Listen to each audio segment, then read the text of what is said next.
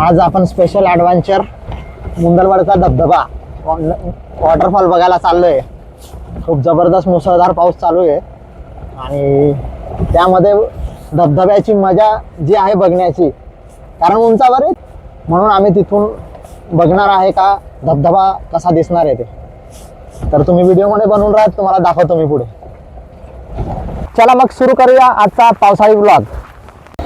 पाऊस आज आहे ना, खूप झडीचा पाऊस चालू आहे बरं का, आणि त्यामुळे आहे ना तिथून व्ह्यू दिसेल का नाही काही सांगू नाही शकत। धुक्काची चादर जर राहिली तर धबधबा खूप कमी दिसेल, पण आपण जाऊन बघूया। तरी धबधब्याच्या जवळ पोहोचून गेलेलो आहे, पण पूर्ण आहे ना त्या बाजूला आहे बघा, माझ्या लेफ्ट साईडला आहे, तर पूर्ण धुक्काची चादर दिसत आहे तिकडे।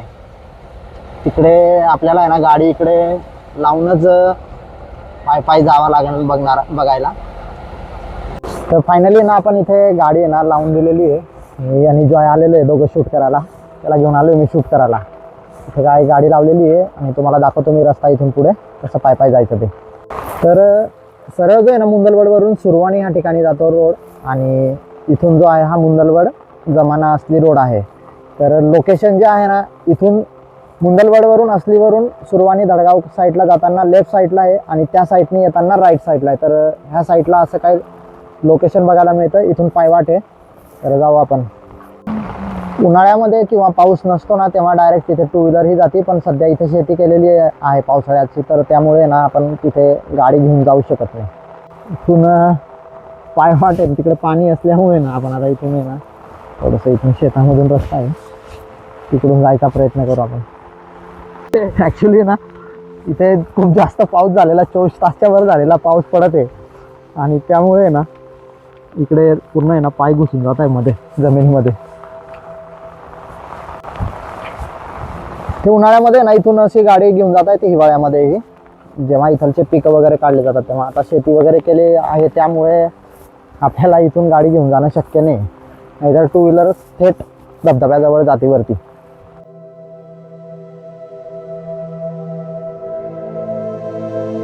इथे आल्यानंतर आपल्याला हे असं काय पूर्ण पावसाळी वातावरण जे आहे ना आजूबाजूचं, हे असं पूर्ण काय बघायला मिळतं। पूर्ण इथे ना धबधब्याजवळ अशी पूर्ण चारी बाजूने अशी शेती केली जाते, आणि धबधबा जो आहे ना तो तिकडे आहे। तर तुम्हाला समोर जे दिसत आहे व्हाईट व्हाईट असं, हे धुक्क आहे। आपण आहे ना धबधब्याचा आवाज येत आहे, तर तिकडे जाऊन बघूया। फायनली आहे ना आपण धबधब्याचा लुक जो आहे तो बघणार आहोत।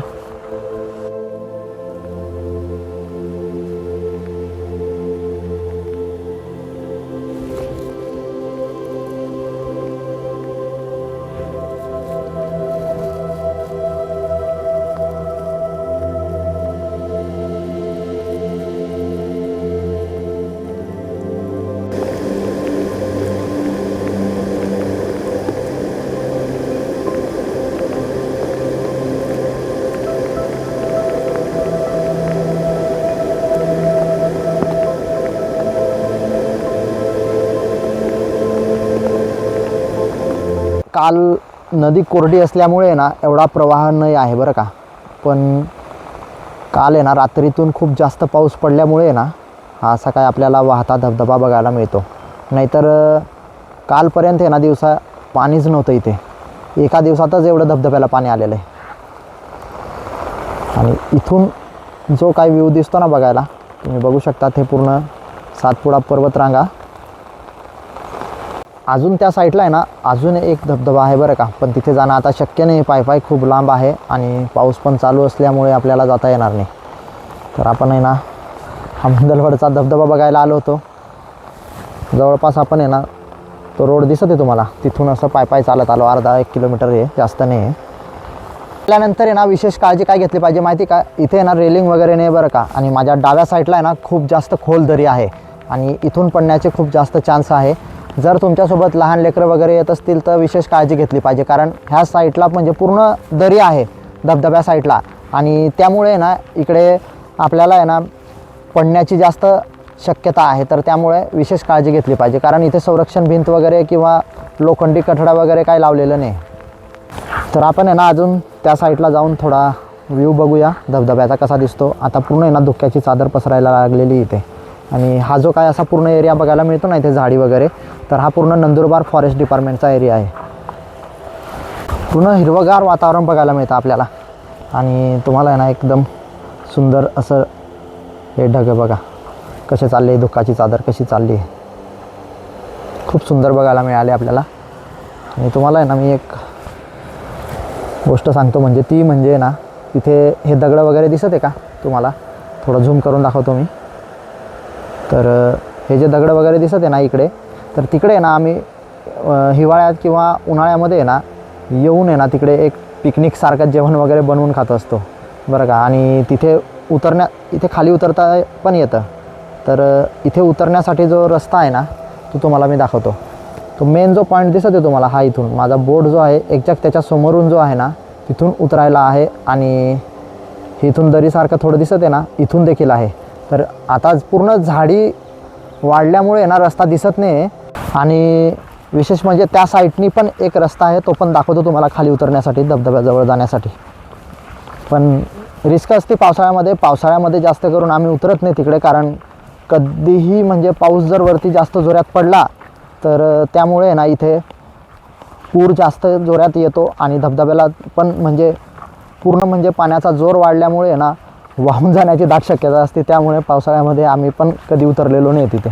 थोडं पुढे आल्यानंतर म्हणजे ना हा जो रोड दिसत आहे तुम्हाला, हा दोन्ही साईडला म्हणजे दरी आहे, आणि इथून उतरण्यासाठी ना हा रोड पकडून आहे ना खाली असं त्या साईडला तुम्हाला मी थोडं झूम करून दाखवतो. ह्या डोंगराच्या पलीकडून असा खाली उतरायला काय रस्ता आहे, आणि ही नदी पकडून आहे ना मग आपल्याला ह्या धबधब्याजवळ पोहोचता येतं.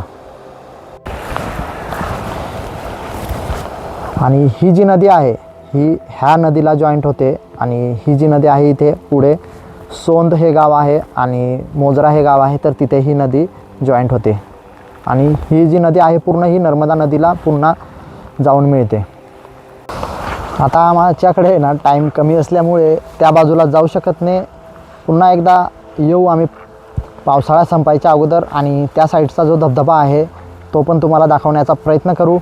तर इथे जे काय आता बघितलं आपण, तिथे एवढंच आहे बघण्यासाठी, दुसरं एवढं विशेष काही नाही. पण विशेष म्हणजे हा इथला धबधबा आहे.